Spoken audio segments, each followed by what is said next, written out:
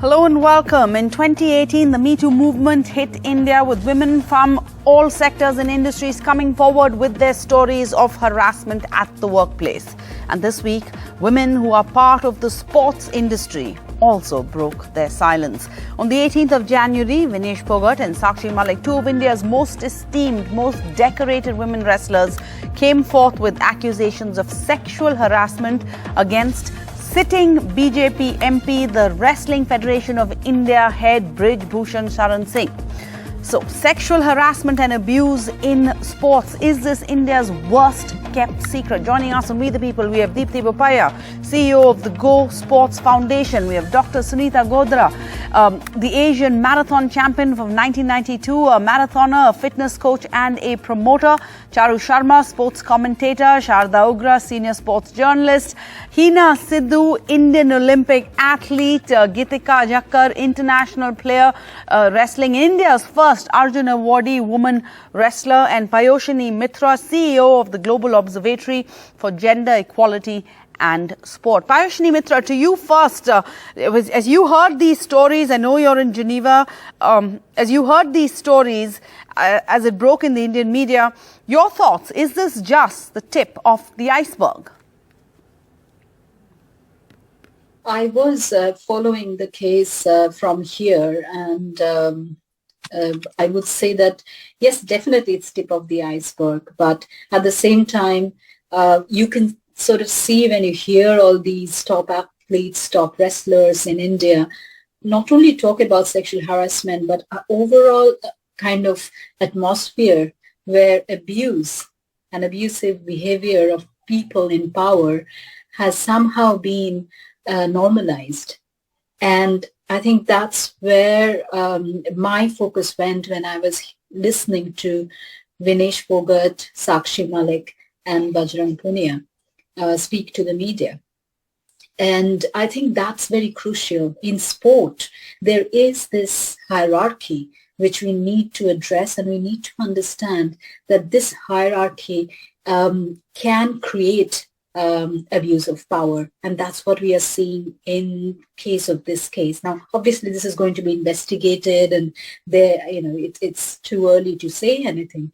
But for top athletes to come and speak is a huge landmark event, and I think one of the things that my work around athletes' rights, or in particular, when you talk about sexual harassment and abuse, I've noticed that what we haven't done much across sport, across the world really, is bystander intervention. What we say, a lot of us, we tend to bystand, be bystanders to abuse.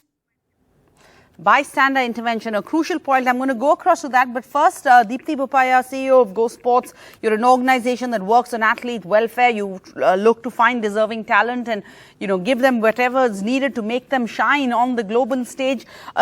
You heard Ms. Mitra there talk about a hierarchy. What exactly are we talking about here in the sports industry? I'm guessing sports, like all Indian industries, specifically also predominantly run by men. There are levels of misogyny in all of these, but is there something specific about sports that may make a woman athlete more susceptible or vulnerable? Thank you. I think the problem is really with the reporting aspect of it. A lot of this is seen and heard and discussed, but, the proper reporting mechanism is something that is really missing. So sometimes a lot of this information is brought up, but it is not followed through, and then it's just kind of managed. But there have been systems that have been put in place, at least in the last few years. But obviously, seeing some of the biggest and brightest athletes of our country come forward and talk about this makes us sit back and think about what else we should be doing. But if you compare this to even the developed countries, even a country like the US with the gymnastics scandal, it has happened. Not saying that it's okay for it to happen here, but we should be far more vigilant and put in more processes on managing the reporting process. I think that is where a lot of athletes don't know who I should take it up to and what happens after I take it up. So it's not like even in these cases it was not reported or not taken up, but who takes the final call? So there should be independent, organizations who are well versed in this space, actually managing all these aspects. So I think that's where the systems are not in place. Systems are not in place. I'll tell you what is jumping out at me from what you've said is the word of managed. It's not been managed. Charu, if I can just ask you this question. The one thing that I've been noticing over the past week as Indian women wrestlers have called out the WFI over sexual harassment seems to be a lack of legal redressal mechanisms, right? Even the athletes have talked about this. When 2018, we saw the Me Too movement, women spoke up, claims were investigated, cases were filed, some even against women who broke these walls of silence. But till today, Charu Sharma, there's no FIR or a case filed here because yes, these are allegations so far, sure, but no case even till now. When you talk about managed, to me as an outsider, and please correct me if I'm wrong, it seems to be that, the sports minister is speaking directly with the alleged, let me say victims here. I say that with caution, but you have everything being managed. A sports minister speaking to the victims, you have the minister sending a representative to speak to the victims. Where is the law? Where is the process? Where is the system that's supposed to be followed? Well, the connectivity is a little iffy, so do bear with me. But, you mentioned that there's no legal recourse. I think that's incorrect because I'm sure any individual in the country, whether it's collective or individual, does have legal recourse. And of course, whatever's apparently happened there or alleged to have happened is very condemnable. But nothing prevents these top athletes from seeking legal recourse from any lawyer in the country to take their plea forward. So if you're suggesting that the federation ought to have a legal system, well, that's going to suit the federation. But anyone in India is free to get legal support. I'm sure that's I'm asking out of curiosity that how is it that normally, let's say if I were to raise an allegation against someone in my office, if it's a serious enough allegation, maybe, the organization is duty bound to take it up, like we have internal committees that has to take it up with the authorities. Maybe the police have to act on a suo motu case. This story is everywhere. It's across all headlines, yet nothing. I know. So there's always a case to be made for overreaction as well. So we have to be a little careful. But what you say is important. I mean, federations in India, the whole sporting world in India is going through massive change and increasingly so in the last few years, which is all very good for the good, I'm sure. I do think that all federations can now, because of this very visible situation, be also asked to have a cell which is specifically made up of various people, not exactly from the federation, but, others, neutrals, to be able to look into these cases as it happens, one. But of course, not wait for that. They have to keep counseling. And I keep telling people wherever I go in the sporting world, over-counseling, easily the better path than under-counseling. So it's not just for the athletes, for sports persons, but also for those who run federations. I think there need to be constant counseling about the fact that they have to be, cleaner than most other worlds. Although, of course, in the same breath, I say that sports is a microcosm of the world. And I think you and everybody else has established that it happens in just about every field. Why is it more important in the world of sport? Because very often there's no other recourse. Most sports persons have gone down a path from where, if you are, for instance, a hockey player, because there's a problem with the federation or you are harassed in several ways, you can't suddenly say, well, all right, I think I'm going to quit hockey and start playing basketball. In many other careers, it's possible to shift careers, not so in sport. So it becomes that much more important that sports persons are more carefully taken forward and shepherded along better lines from the federation as well as the entire ecosystem that surrounds sport. Sharda Ogra, let me ask you that same question and also pick up, as Charu Sharma says, sports is part of the same ecosystem as all of us, but it seems in other industries, you are still accountable to the larger system. Like you have here, in response to the event, Swati Maliwal, chairman of the Delhi Commission for Women, issued a notice against, the President Singh. But you're not hearing those notices, etc., coming in really from the industry. And if they are from within the sports industry, it has to be pushed. You have to have 8-hour-long meetings with the minister. Then finally at 2 a.m. you say, okay, we're asking somebody to step down for now. Sarah, this is just a reflection of how poorly Indian sport is managed and run. You shouldn't be going to a minister or a ministry asking for a redressal and to put your allegations out in public in this manner on the streets. It happens because all these federations that are run, they are required to have committees against, to take up cases of sexual harassment or discrimination. They're supposed to have them. They're supposed to have athletes commission. The Wrestling Federation of India doesn't have an athletes commission. It doesn't have the Indian Olympic Association has a committee for a prevention of sexual abuse committee. It's got 4 people on it. But the point is that you've taken away power from that because the government wants to control sport, and you've made the ministers and you've made NCW and you made all these people sort of jump in because there is no system of the structure of Indian governance is rotten. They put in all these kind of codes, but the people that are there are, I'm sure all the people on the panel will think I'm just going over the top and being overreacting, but the people that a majority of the people that are running Indian sports, they are rotten. There's no other word to describe it. I'm not saying rotten in the sense of being bad people. They just exercise their power unilaterally without any consequences. And the wrestling case is literally just a microcosm of that bad governance. Despite the facts that there are laws and there is a national sports code that you have to follow, despite of all those clauses being there and all those rules being there, and the courts ordering you to do it, you're still shameless. That's how they function. And this case just shows us they've not allowed there to be independent offices set up to manage, various federations for the business side of things that they have to do. That these are the ethics. This is what has to be done. This is the process that has to follow. Let's go about this like the court has asked us to do and what it is in perfect ecosystems. I'll just very quickly tell you what happened in the case of the Larry Nassar, the gymnastics case in the US. Yeah. He went to court. He went to jail. And it happened pretty quickly.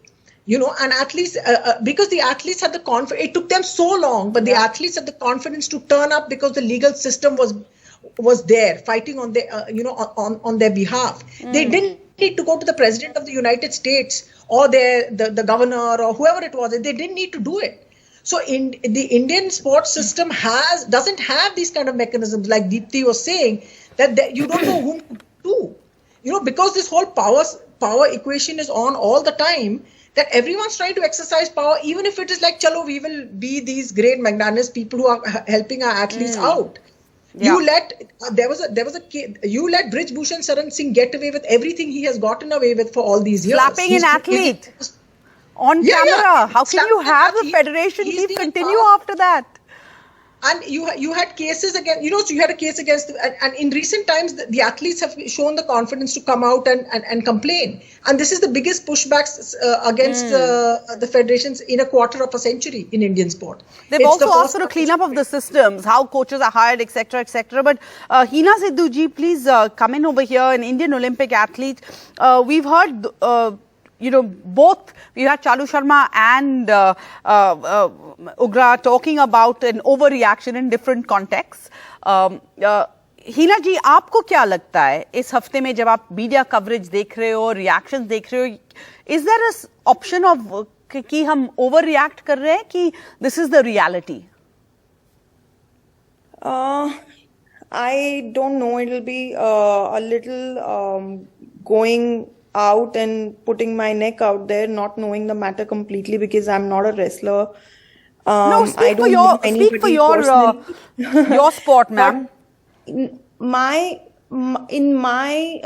we've had cases, whether it was in hockey, whether it was in cycling, we've had 45 complaints of sexual harassment that have been registered in the past 10 years, right? That's not just in wrestling. Where I am coming from is I want to know where is the Vishakha committee or a sexual harassment committee appointed by this federation, because for NRAI you can see that Vishakha committee in our website with everybody's email ID, and there are more than 50% of the people in that committee are women. I don't see anything like that on their website. Is it an internal thing that they have or they don't have? Somebody told me 2 days that back that it used to be there, it's not there on the website. Sakshi Malik was part of it, but every other member was a male. So this is something I'm saying as a hearsay. I didn't see it myself. Okay. So my question is, if Sakshi Malik is part of that committee, a sexual harassment committee that the Wrestling Federation has made, did she write to the rest of the members? Did she bring it up? Okay. Is there an actionable evidence? Or is it, like you said, an overreaction? And before actually going out and sitting on a dharna, was there any mechanism in place where the athletes could write to the Sports Authority of India, bring this matter to other authorities before doing a dharna? Or was it the last resort? Or was it the first thing that they thought of? So is there a mechanism in place is one question. And two, was the process followed by these aggrieved athletes? And two of them that have to be answered. Evidence? I'm just saying that, is there an actionable evidence? Doesn't have to be someone coming and saying that it happened to me. Even an anonymous letter dropped at, say, Sakshi Malik's place would be an actionable evidence which she should have brought to other members. I'm just saying it as an example. No, but I just want to clarify, please, if I can get all the panelists up for a second.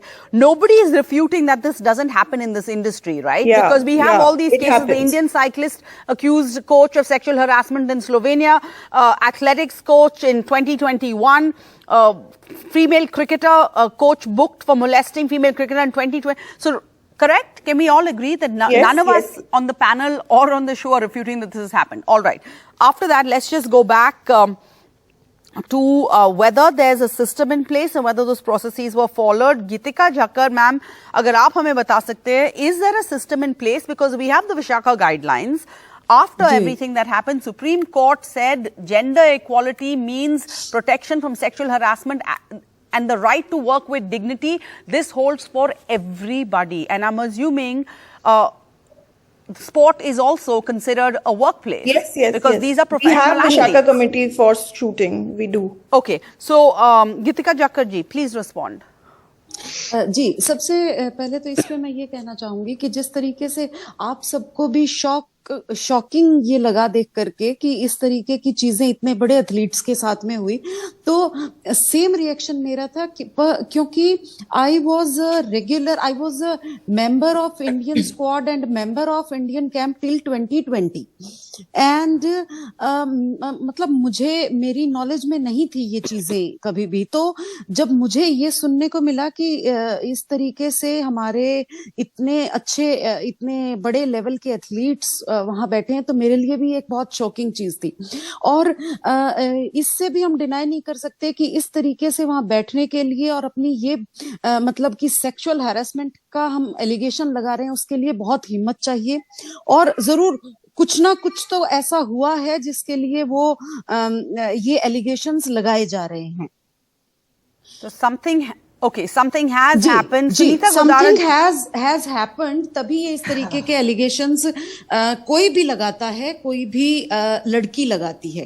पर उसके बाद एक चीज जो पिछले 3 दिन से मतलब वेरी फर्स्ट डे भी हम यही कह रहे थे कि आप लोग एक एप्लीकेशन आप मूव करें, क्योंकि IOA को उन्होंने एप्लीकेशन मूव करी है जिसके अंदर की एलिगेशंस के बारे में लिखा है, but they should move application to concerned police station, which is मतलब हम लोग यहाँ बैठ करके और मीडिया ट्रायल करके हम किसी को भी पनिश नहीं कर सकते हैं, है ना?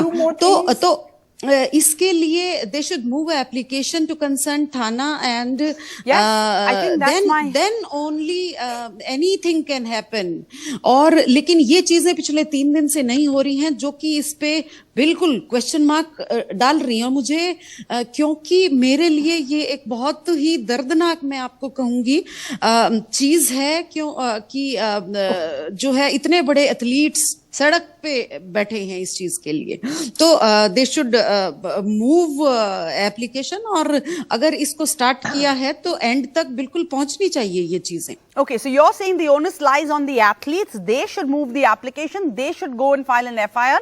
Not that the police should file a suo motu FIR. Not that the ministry should. Not that the law ministry should.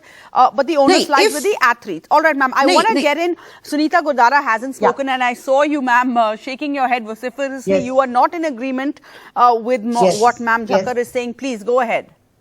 Okay, first of all, you have seen Brij Bhushan is so powerful that sports ministry is also not ready to do anything against him, So police will not do anything even if they would have gone there. Secondly, in sexual harassment committee, they don't have to go to police because suo motu action ministry can take, suo motu action IOA can take, FOXO is there.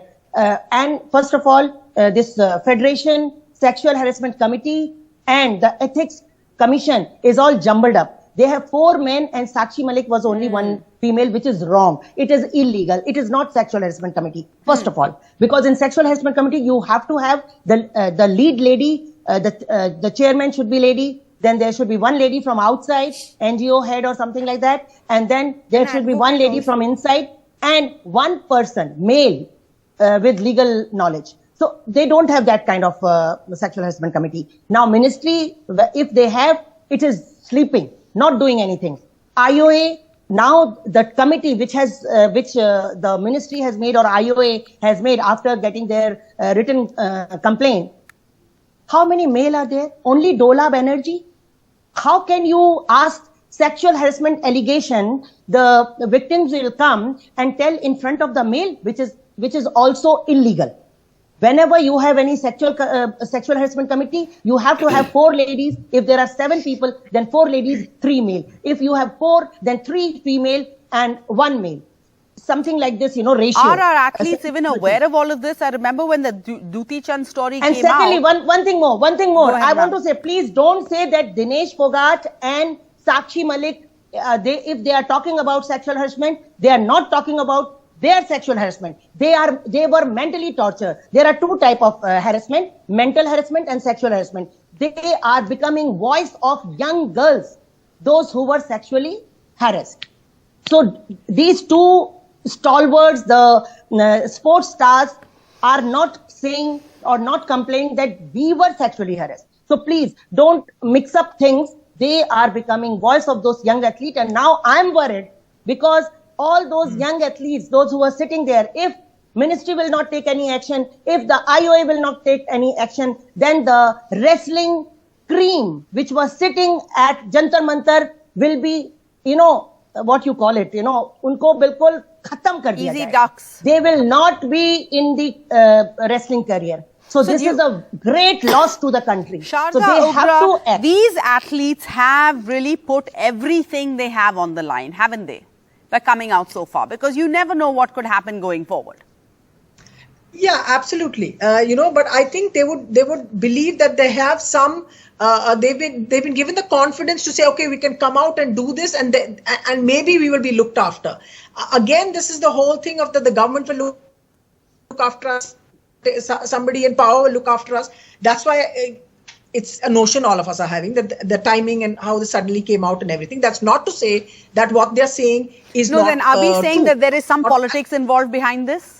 I don't know politically what the scene is going on, but for athletes to come out suddenly and speak, maybe we are just all cynical and hard-boiled and we've forgotten that athletes can turn up and be so furious that they've come out and speak for the younger athletes. And in this world, you're really young when you get into the sport. You're taken away from home. You're put under the training of somebody in some, I don't know, somewhere far away from the scrutiny of the public. Charu Sharma, to you last. I just want to, we're out of time, but do you think there's something political behind the timing or of the athletes speaking up now, or is it just the natural process because things have changed? And these are the women have been doing, I don't know if I'm right here, but I think women have been getting more medals. I think I saw that somewhere in some of the recent international. Correct. And they are far more empowered as well. So it's the latter for sure. I'm not a big one for conspiracy theories. I really do think that it's taken a lot for competing athletes, retired athletes, another matter, for competing athletes to come out with these allegations, because obviously a lot more. However, I do want to, through your medium, let every athlete know that there is recourse, one, but, it's also nice to have irrefutable proof. I think the Nasser case was mentioned earlier, and the reason he was indicted in jail is because there was irrefutable proof. So I do think that also needs to infiltrate the minds of athletes, sports persons, that we need to collect a little more proof. Because otherwise, it can be an exercise in futility. However, in this case, I believe it could be a point of inflection, because Indian sport, I mentioned right at the top, is improving in many ways, even the working of the federation. There's a big effort to have the working of the federation improve. But this could be, because the wrestling is so important in India, it's a medal-winning sport internationally, wrestlers are recognized from India, that this could lead to far more specific system setting in every federation, including the ministry as well as the IOA. If May that this happens, be then a all moment of of this would learning be worth for it. all of us. Yes. I just want to try and end on a positive note. And I loved one thing that you said, Chavi Sharma. You said that these are competing athletes. And that has got me thinking. Imagine you have these competing athletes. They're supporting each other. There are women supporting women, women athletes supporting each other. And I think that is, one takeaway I'm going to take away from this discussion. Thank you all for joining us on We the People, where we believe it's important to speak up, but also important to listen. We will continue to keep a focus on this issue for these athletes who have been shining bright and proudly representing us, all of us Indians globally, and we now have a responsibility towards them. Thank you all for joining us on We the People.